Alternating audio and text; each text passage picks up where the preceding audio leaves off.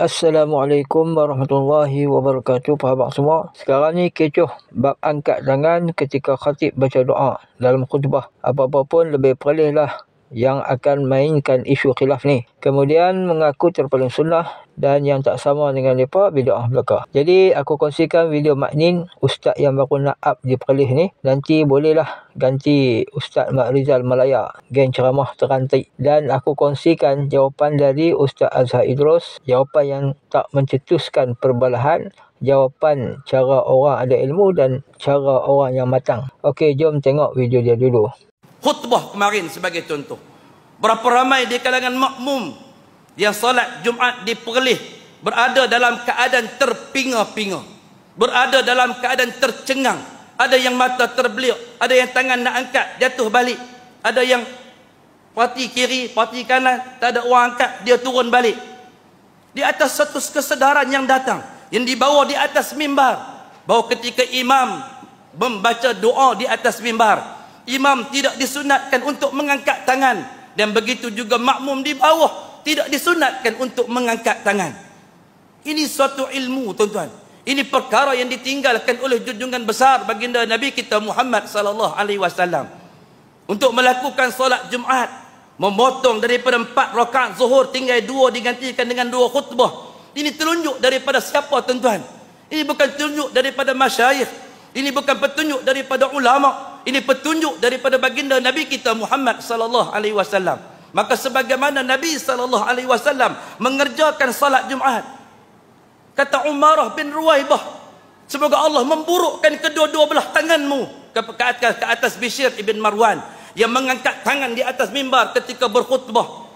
Kalau Umarah bin Ruwaibah ada pada hari ini dan dia kata kepada kita, semoga Allah memburukkan tangan-tangan tuan-tuan yang mengangkat tangan dan mengaminkan doa ketika imam membaca khutbah, membaca doa di atas mimbar, tentu kita akan kata kepada sahabat Nabi sallallahu alaihi wasallam yang mulia ni, hang ni Wahabi. Okey, ini jawapan daripada Ustaz Azhar Idrus. Apa hukum menadah tangan masa khatib baca doa dalam khutbah kedua hari Jumaat? Setengah ustaz kata bid'ah. Sebab tu tak maju negara kita. Sebab tu bangsa kita ketinggalan. Nah, sebab perkara-perkara yang sepatutnya kita terbuka, berlapang dada, jadi baloh. Faham? Dalam masalah baca doa dalam khutbah yang kedua, baca doa itu nas, disebut dalam hadis yang sahih. Faham? Cuma tadah tangan para makmum itu tidak dijumpai dalam hadis sebut dalam bab baca khutbah, baca doa khutbah. Oleh kerana tidak disebut dalam hadis secara jelas, maka terjadi perselisihan di kalangan ulama fiqh. Ada ulama fiqh mengatakan tidak sunat tadah tangan masa khatib baca doa khutbah kedua. Sebab apa tidak sunat? Sebab tidak ada hadis menjadi sandaran. Ada ulama mengatakan sunat tadah tangan sebab kias dengan perbuatan Nabi ketika berdoa di waktu yang lain. Jadi orang tanya ulama, di antaranya almarhum Syekh Ali Jadul Haq, bekas Syekhul Azhar, iaitulah imam terbesar dalam Universiti Al-Azhar, 10 tahun lepas meninggal dunia. Dia jawab dalam kitab Fatwa Syar'iyah, kedua-dua ini betul belaka.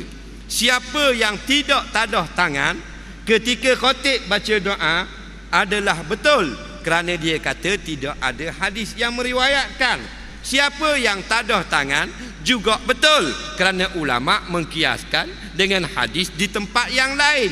Jadi ulama besar jawab dua-dua betul. Dia ni adalah rojokan ulama seluruh dunia. Dia jawab dua-dua betul. Mari ustaz cak ayang bid'ah, dah boleh, dah betul, karuk. Hak mana lebih banyak ilmunya? Tentulah almarhum Syekh Ali Jadul Haq, sehingga dilantik menjadi ketua guru besar seluruh Universiti Al-Azhar yang sangat warak, meninggalkan kitab beratus-ratus.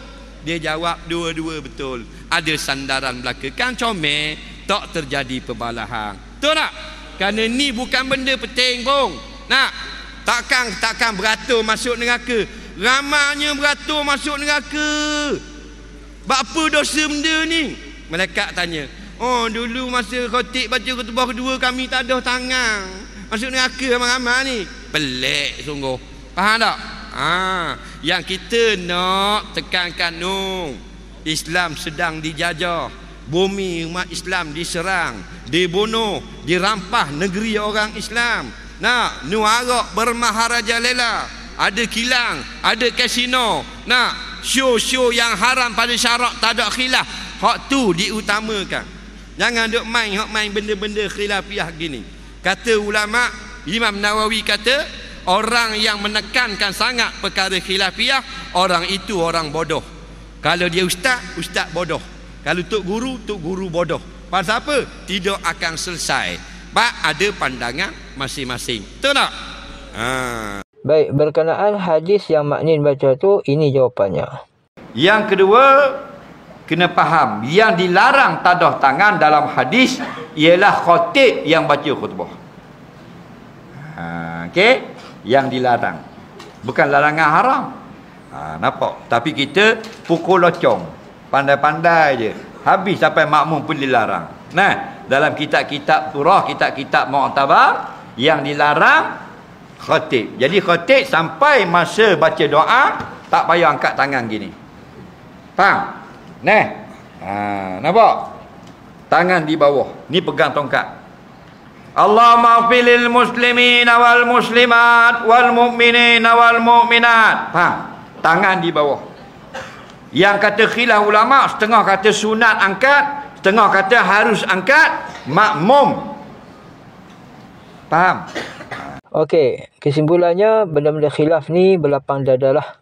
Jangan kita kata yang kita pilih itulah yang terbaik, yang orang lain pilih tak baik. Yang lecehnya lebih-lebih perlih ni, mereka cakap macam tai. Mereka suruh kita berlapang dada, tapi duk hantam orang yang tak sependapat dengan mereka. Mereka kata kena meraihkan pandangan ulama'-ulama'. Tapi mereka hantam orang yang tak ikut pilihan ulama' yang mereka nak. Tapi itulah nasib baik di Malaysia ni, masih ada lagi masyarakat yang bodoh, yang ikut mereka, yang support mereka. Kalau tak ada mereka ni, pakai bungkus lah lebih-lebih perlih ni. Hidup mereka ni hanya nak berkhilaf dengan orang je. Sekadar itu sahaja. Assalamualaikum warahmatullahi wabarakatuh.